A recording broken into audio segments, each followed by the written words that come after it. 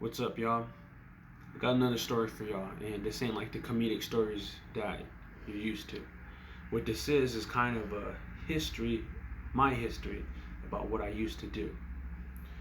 I used to go to school out in California. Now, I'm originally from South Dakota, so I would come back and forth through the holidays, summer break. But when I was going to school out there, I used to always go at the mall. And I used to always like what they sold out there, jewelry, clothes, and I would always buy that. And I would come back home, walk around the housing because I used to live out in the housing, and I would get all these compliments and offers. People would say, "Oh, how much would you sell your shirt to me, your jersey, my glasses, chain, jewelry, all that, etc." So I got an idea. When I used to go to the malls and I would get good prices, I was like, "Wow, I'm gonna come back, take these back to South Dakota and sell them." And then I started doing it. And it wasn't just the malls. Once I started going to the swap meets and seeing their prices, I would always buy in bulk and then come back. And I started making good money. And I would always make my main customers would be old friends that I grew up with. So I would go out. And South Dakota has a lot of rural areas, small towns. The biggest cities we have are Rapid, Pierre, Sioux Falls, and Sioux Falls is the biggest in the state. And then you got all these towns and little reservation towns. So I would go to those places, and you have to plan it just right. You gotta rely on the first, or you gotta rely on paydays. But my main customers, like I said, were my old childhood friends, and we do a little catching up, and they would help me get customers. And then eventually, my customers started becoming the rancher kids because they like hip hop and they like the music, the jewelries. So when they started offering me for my jewelry, I got into selling jewelry. And I have a little bit left from all the years. These are actually blood pressure cuffs, stethoscopes. Okay, these are belt buckles. This one actually is my own personal belt buckle I would wear. It says Easy E. So I wouldn't really recommend wearing this. It goes on like that. But police do not have a good sense of humor. I wouldn't recommend wearing that because they might beat your ass, shoot your ass for it. These are, yeah, like I said, mostly belt buckles. This is a G unit belt buckle. Hasn't been opened.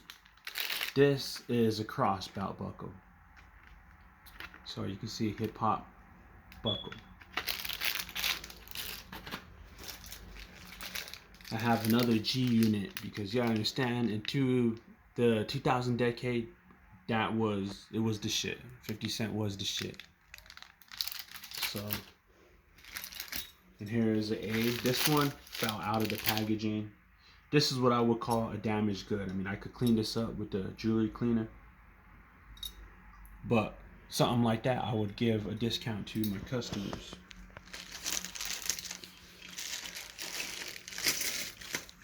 This one is another belt buckle. I used to have a bunch of these. I can still get more. But you see that $100 bill? It looks like a stack of money. So if this was on a belt, it would sit like that. And I would let those go for like 50 bucks. And pretty much that's what they go for in the mall. Anything that I have would be around 34, 45, and a $50 depending size. So this is a 50 cent, a G unit 50 cent because like I said, he was popular at the time and it spins. So a lot of kids in the housing where I live went crazy for that. This is a SF pendant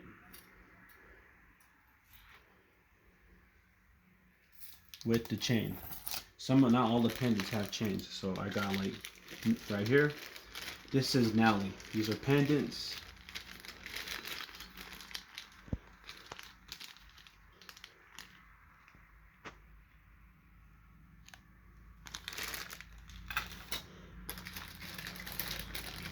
And here's some more pendants.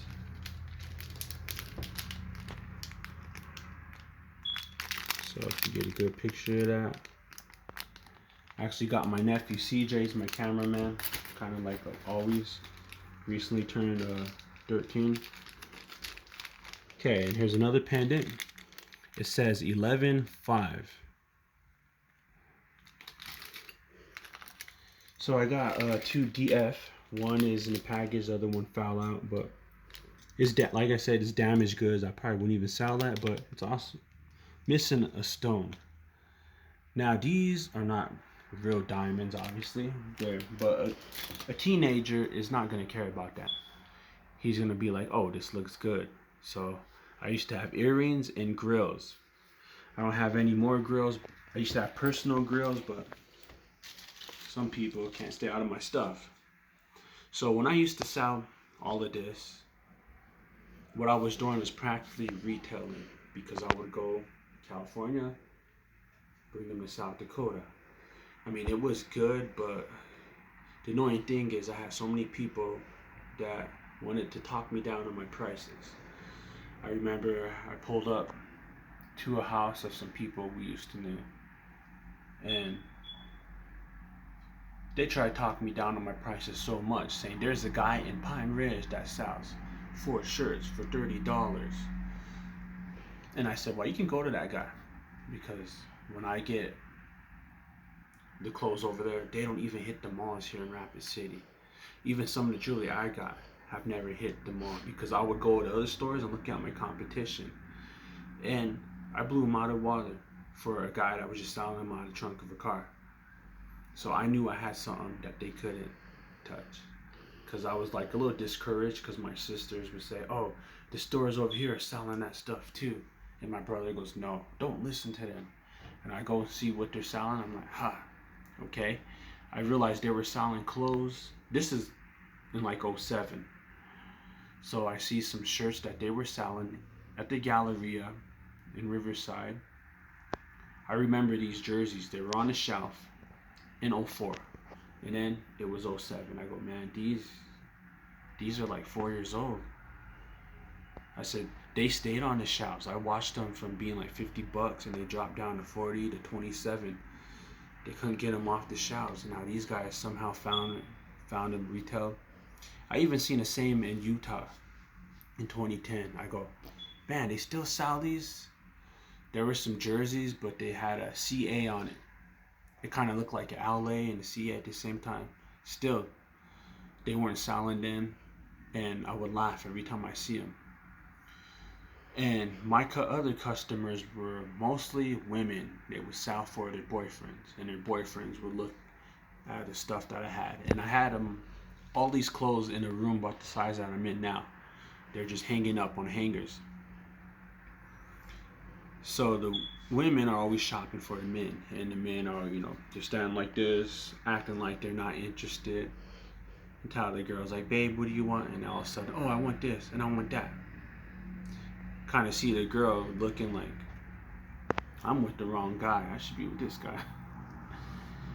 And what's funny to me is, because I laugh about it to this day, South Dakota, you'll find a lot of guys that are trying to rap. And that's why I got into this.